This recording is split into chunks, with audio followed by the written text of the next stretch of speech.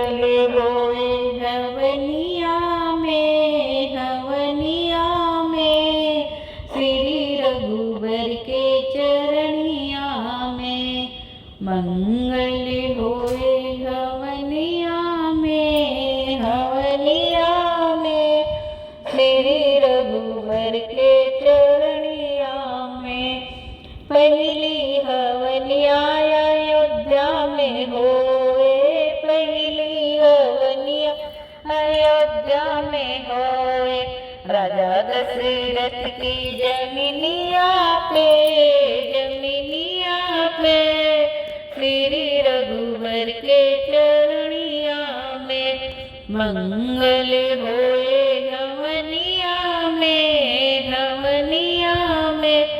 श्री रघुबर के चरनिया में।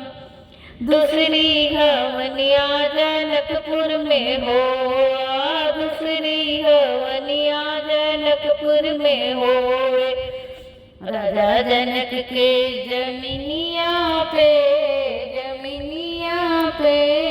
श्री रघुबर के चरनिया में मंगल होए हवनिया में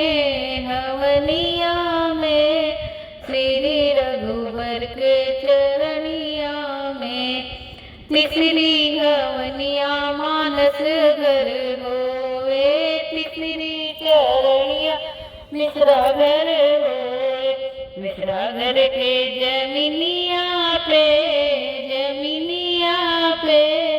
श्री रघुबर के चरनिया में मंगल होए हवनिया में श्री